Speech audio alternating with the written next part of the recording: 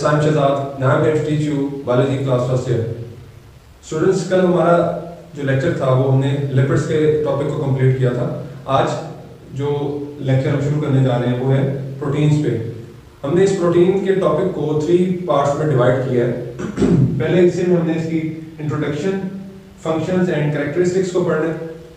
उसके बाद हमने ये आज के लेक्चर में देखना है कि प्रोटीन बनता किससे है। हमने अमाइनो एसिड को डिस्कस करना है आज के लेक्चर में।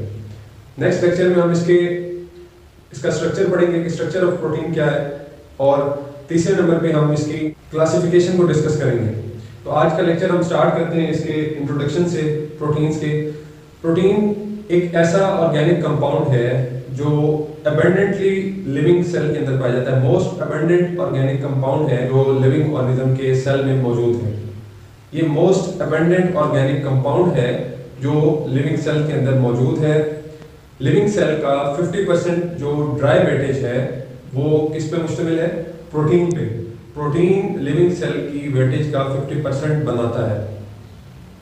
ये इसके इंट्रोडक्शन में हमने इसकी बात पढ़ी है कि ऐसा ऑर्गेनिक कंपाउंड जो मोस्ट अबंडेंटली प्रेजेंट है लिविंग सेल के अंदर, और ड्राई वेटेज सेल की कितनी बना रहा है? 50%। ये एमसीक्यूज है, इस बात को आपने याद रखना है कि 50% ड्राई वेटेज ऑफ सेल जो है वो प्रोटीन बनाता है। उसके बाद एक बात की गई है कि प्रोटीन जो है वो सेल के अंदर उसके हर हिस्से में मौजूद है। हर सेल में प्रोटीन मौजूद है और सेल के हर हिस्से के अंदर प्रोटीन्स मौजूद हैं। ये बहुत बड़ी बात है कि हर सेल में प्रोटीन मौजूद है और सेल के हर हिस्से में प्रोटीन मौजूद है। हर हिस्सा सेल का, every part of cell is made up of protein. ये इसका हमारे पास इंट्रोडक्शन है प्रोटीन का। ये एक ऐसा ऑर्गेनिक कंपाउंड है जो हर सेल में मौजूद है, हर सेल के हिस्से में मौजूद है और 50% dry weightage of the cell बना रहा है। नेक्स्ट हम प्रोटीन की कैरेक्टरिस्टिक्स को डिस्कस करते हैं, इसके फंक्शंस को देखते हैं कि लिविंग ऑर्गेनिजम्स के अंदर प्रोटीन क्या क्या फंक्शंस परफॉर्म करता है, हम उसको जरा देखते हैं। सबसे पहली चीज कि बिल्डिंग ब्लॉक ऑफ सेल है। Building block of cell protein को कहा जाता है। इससे मुराद ये है कि सेल के अंदर जितने भी स्ट्रक्चर्स बनते हैं वो उनको बनाने में प्रोटीन का अहम किरदार है। सेल के अंदर स्ट्रक्चर्स को बिल्ड करने में प्रोटीन का अहम किरदार है। प्रोटीन प्रेजेंट है उन स्ट्रक्चर्स को बनाने में, स्ट्रक्चर्स को बिल्ड करने में। तो सबसे पहली चीज बिल्डिंग ब्लॉक ऑफ सेल है। दूसरे नंबर पे मेटाबॉलिज्म करवा रहा है बॉडी के अंदर। मेटाबॉलिज्म किस तरह करवा रहा है? एक हमें ये पता होना चाहिए कि जो एंजाइम्स हैं ये प्रोटीन होते हैं, जो हार्मोन्स हैं ये भी प्रोटीन होते हैं। दोनों प्रोटीन है। कौन कौन? एंजाइम्स भी प्रोटीन है, हार्मोन्स भी प्रोटीन है। जो एंजाइम्स हैं वो कंट्रोल करते हैं बॉडी के फंक्शंस को। ये मैंने लिखा है कंट्रोल कर रहे हैं बॉडी के फंक्शंस को, और जो हार्मोन्स हैं एज अ प्रोटीन वो रेगुलेट करते हैं तमाम बॉडी के फंक्शंस को, जारी रखे हुए हैं मुसलसल एक तरतीब के साथ। तो इससे हमें ये पता चला कि टोटल मेटाबॉलिज्म जो बॉडी की है वो उसको चलाने में किसका किरदार है? प्रोटीन का किरदार है, क्योंकि कंट्रोल भी कर रहे हैं बॉडी को, बॉडी में जो प्रोसेस चल रहे हैं उनको, और रेगुलेट भी हो रहे हैं। कंट्रोल कौन करवाता है? एंजाइम्स। और रेगुलेट किसकी मदद से हो रहे हैं? हार्मोन्स की मदद से। और दोनों ही प्रोटीन्स हैं। तो जितने भी प्रोसेसेस लिविंग ऑर्गेनिज्म में रेगुलेट हो रहे हैं, कंट्रोल हो रहे हैं, वो किसकी मदद से हो रहे हैं? प्रोटीन की मदद से हो रहे हैं। नेक्स्ट बात लिखिए कि ट्रांसपोर्ट बॉडी के अंदर एज ए कैरियर प्रोटीन और ट्रांसपोर्ट प्रोटीन काम करते हैं। प्रोटीन्स दो नाम दिए मैंने, कैरियर प्रोटीन और ट्रांसपोर्ट प्रोटीन। बॉडी के अंदर मुख्तलिफ प्रोडक्ट्स को एक जगह से दूसरी जगह पे लेके जाते हैं। इसमें किस चीज को लेके जाते हैं? हमारी बुक में बताया गया है मुख्तलिफ मेटल आयंस को, लिपिड्स को, ऑक्सीजन को एक जगह से दूसरी जगह पे ट्रांसफर का काम करते हैं। ट्रांसपोर्ट प्रोटीन का काम करते हैं। As a carrier protein body में काम कर रहे हैं, ट्रांसपोर्टिंग का काम कर रहे हैं प्रोटीन्स। नेक्स्ट फंक्शन हम देखते हैं कि एंटीबॉडीज बॉडी के अंदर इम्यूनिटी पैदा करते हैं। एंटीबॉडी के तौर पे काम करते हैं, बॉडी के अंदर इम्यूनिटी पैदा करते हैं अगेंस्ट पैथोजेंस। जो भी बाहर से कोई चीज अटैक करती है बॉडी के ऊपर, बॉडी के अंदरूनी मेटाबॉलिक प्रोसेस पे, तो ये एज एन एंटीबॉडी काम करते हैं बॉडी के अंदर, और बॉडी में इम्यूनिटी को पैदा करते हैं। किसके खिलाफ? उन पैथोजेंस के खिलाफ जो बॉडी पे अटैक करते हैं। नेक्स्ट इसमें इसका फंक्शन है कि prevention from loss of blood. Loss of blood को कैसे बचाते हैं खून के ज़ाया होने से, कि अगर कोई इंजरी होती है एक ऑर्गेनिज्म को, तो उसका जो ब्लड है उसको उसकी क्लॉटिंग करवाते हैं। खून को जमाने में ब्लड क्लॉटिंग प्रोटीन्स होते हैं बाकायदा, जो ब्लड को क्लॉट करवाते हैं, जो ब्लड को जमाते हैं ताकि ब्लड ज़ाया ना हो अगर कोई इंजरी हो जाए तो ब्लड क्लॉटिंग का भी काम करते हैं कौन? प्रोटीन्स। नेक्स्ट है मूवमेंट। मूवमेंट में कैसे काम आते हैं? अब ये 3 चीज़ों की मूवमेंट करवाते हैं, किसकी? ऑर्गन्स की, ऑर्गेनिज्म की और क्रोमोसोम की। 3 चीज़ों की मूवमेंट के ये जिम्मेदार हैं। बॉडी के ऑर्गन्स की मूवमेंट करवाना, एक ऑर्गन की मूवमेंट करवाना, पूरे ऑर्गेनिज्म की मूवमेंट में इनका किरदार है। तीसरे नंबर पे जो सबसे अहम चीज़ है कि क्रोमोसोम को रिप्रोडक्शन के एनाफेज प्रोसेस में उसकी मूवमेंट करवाने के जिम्मेदार कौन है? प्रोटीन है। ऑर्गन की मूवमेंट, ऑर्गेनिज्म की मूवमेंट और क्रोमोसोम की मूवमेंट किस प्रोसेस में? ड्यूरिंग रिप्रोडक्शन के प्रोसेस के अंदर जो एनाफेज का साइकिल होता है उसके अंदर क्रोमोसोम की मूवमेंट करवाने में भी प्रोटीन का किरदार है।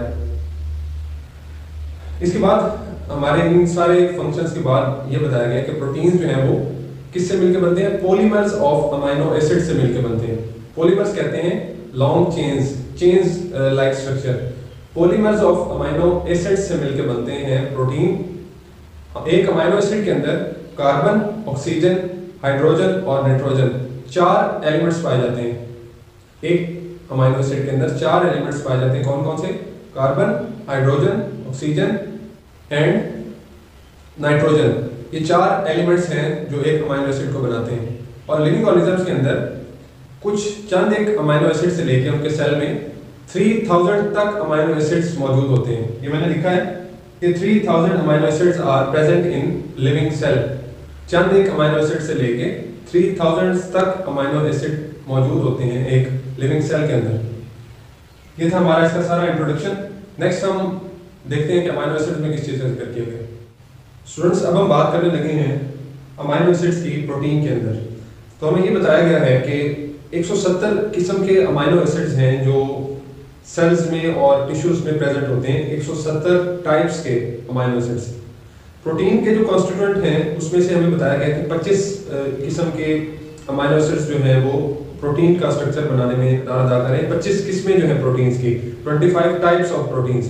और उन 25 में से जो मोस्टली ज़्यादातर प्रोटीन का स्ट्रक्चर बनाने में इन्वॉल्व है वो है 20 टाइप्स।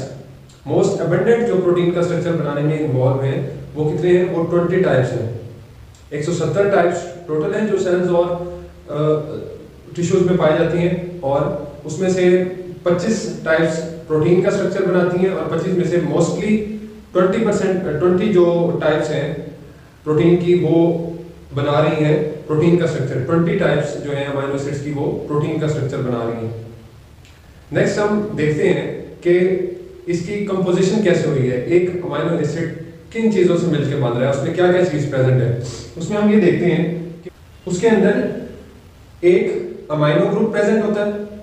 अमाइनो एसिड के स्ट्रक्चर में एक अमाइनो ग्रुप प्रेजेंट है, एक कार्बोक्सिलिक ग्रुप प्रेजेंट है और एक अल्फा कार्बन दरमियान में मौजूद है जो दोनों को इकट्ठा कर रही है, जो दोनों के साथ कनेक्ट हो रही है। अल्फा कार्बन है दरमियान में, ये एक हम अमाइनो एसिड का स्ट्रक्चर पढ़ रहे हैं। उसके अंदर एक तो कार्बोक्सिलिक ग्रुप है, एक अमाइनो ग्रुप है और दूसरा अल्फा कार्बन है जो दोनों को इकट्ठा कर रही है, जो दोनों के साथ कनेक्ट हो रही है। और साथ एक ये R आप देख रहे हैं। इसके बाद हम ये बात करेंगे कि एक अमाइनो एसिड की कंपोजिशन कैसे होती है। अमाइनो एसिड, एक अमाइनो एसिड जो है वो बनता कैसे है। तो हम उसके अंदर देखते हैं कि एक कार्बोक्सिलिक ग्रुप प्रेजेंट है, एक अमाइनो ग्रुप प्रेजेंट होता है और दरमियान में अल्फा कार्बन मौजूद है जो दोनों के साथ कनेक्टेड है। अल्फा कार्बन दरमियान में मौजूद है, एक साइड पे कार्बोक्सिलिक एसिड मौजूद है, दूसरी साइड पे अमाइनो ग्रुप मौजूद है। ये जो R है ये कोई भी ग्रुप हो सकता है, ये हाइड्रोजन भी हो सकती है, मिथाइल भी हो सकती है और भी कोई चीज़ हो सकती है। ये R का हमारे इस टॉपिक में बताया गया कि कुछ भी इसके साथ यहाँ पे अटैच हो सकता है, हाइड्रोजन, मिथाइल और भी कोई ग्रुप इस जगह पे अटैच हो सकता है। लेकिन मेन जो बेसिकली अमाइनो एसिड के स्ट्रक्चर में जो हमें चीज़ें बताई गई हैं वो कौन कौन सी? कार्बोक्सिलिक ग्रुप, दरमियान में अल्फा कार्बन और अमाइनो ग्रुप और साथ नीचे हाइड्रोजन अटैच है। तो ये एक बेसिक स्ट्रक्चर है और यही इसका जनरल फार्मूला है किसका, एक अमाइनो एसिड का। ये अमाइनो एसिड का जनरल फार्मूला है। और इसमें कोई भी ग्रुप हो सकता है, हाइड्रोजन हो सकता है, इसमें मिथाइल ग्रुप हो सकता है, कोई भी हो सकता है। अब नेक्स्ट उन्होंने हमें एक एग्जांपल से समझाया है कि कैसे पॉलीपेप्टाइड प्रोटीन्स जो है वो बनते हैं। प्रोटीन्स कैसे बनते हैं, अमाइनो एसिड्स कैसे एक दूसरे के साथ लंबी चेन बना के कनेक्ट होते हैं और पॉलीपेप्टाइड प्रोटीन्स बनते हैं। अब हमने ये बात समझनी है कि पॉलीपेप्टाइड प्रोटीन्स कैसे बनते हैं, लंबी चेन्स कैसे बनती हैं प्रोटीन्स की। प्रोटीन कैसे बनता है लंबी चेन के अमाइनो एसिड्स के आपस में कनेक्ट होने से। ये जो स्ट्रक्चर आप देख रहे हैं ना, इस स्ट्रक्चर में जो आपने बात समझी वो बहुत आसान है अगर आपको समझ लगे तो। इसमें ये देखें कि ये दोनों तरफ, एक तरफ अमाइनो ग्रुप है, एक तरफ कार्बोक्सिलिक ग्रुप है। कार्बोक्सिलिक ग्रुप जो है ये एक हाइड्रोक्सिल ग्रुप को डोनेट करने की सलाहियत है इसमें, OH यहाँ से ये रिलीज कर सकता है। जबकि अमाइनो ग्रुप में आप देख रहे हैं कि यहाँ पे ये एक हाइड्रोजन को रिमूव कर सकता है। अपने स्ट्रक्चर को मेंटेन रखते हुए अमाइनो एसिड में जो एक सलाहियत मौजूद है वो ये है कि यहाँ से एक हाइड्रोजन रिमूव होगी, हो सकती है यहाँ से, और यहाँ से OH रिमूव हो सकता है, हाइड्रोक्सिल ग्रुप रिमूव हो सकता है यहाँ से, और यहाँ से एक हाइड्रोजन रिमूव हो सकती है। इस टेंडेंसी की वजह से जो एक अमाइनो एसिड है वो दोनों तरफ से जुड़ सकता है दूसरे अमाइनो एसिड्स के साथ। आपने बात भी कर ली कि इधर से हाइड्रोक्सिल ग्रुप जा सकता है और इधर से एक हाइड्रोजन जा सकती है। हम बात कर रहे थे पॉलीपेप्टाइड प्रोटीन्स किस तरह बनते हैं, तो बनने का उनका जो रिएक्शन है वो इस तरह इसकी चेन्स बनती हैं कि दोनों साइडें रिएक्ट करने के काबिल है। अगर हम इसको उठा के यहाँ पे रखें और इन दोनों का आपस में सेम का रिएक्शन करवाएं तो हमें ये नजर आ रहा है कि यहाँ से एक हाइड्रोजन उड़ जाएगी और यहाँ से एक हाइड्रोक्सिल ग्रुप उड़ जाएगा, तो वाटर रिमूव आउट हो जाएगा और यहाँ पे एक बॉन्ड बनेगा जिसको हम CN बॉन्ड कहते हैं। वो पेप्टाइड बॉन्ड होता है जो अमाइनो एसिड्स के दरमियान बनता है और इस तरह प्रोटीन की फॉर्मेशन होती है और लॉन्ग चेन पॉलीपेप्टाइड प्रोटीन्स की फॉर्मेशन होती है इस थ्योरी के तहत। इसमें हमें एक एग्जांपल दी गई है कि ग्लाइसिन और एलानिन वो आपस में रिएक्ट कर रहे हैं और ग्लाइसिलालीन हमारे पास प्रोटीन हमारे पास बन रहा है ग्लाइसिलालीन। उसमें क्या डिफरेंस है इस रिएक्शन में आप देख सकते हैं। ग्लाइसिन जो है उसके ऊपर हाइड्रोजन प्रेजेंट होती है और एलानिन के ऊपर मिथाइल ग्रुप प्रेजेंट होता है। ये डिफरेंस है दोनों का। ग्लाइसिन और एलानिन जब दोनों रिएक्ट करते हैं तो हमारे पास ग्लाइसिलालीन बनता है। ये ग्लाइसिन है हमारे पास, ये देख रहे हैं आप, इसके ऊपर हाइड्रोजन अटैच है। सेम यही स्ट्रक्चर है, यहाँ पे हाइड्रोजन अटैच है, वो है ग्लाइसिन।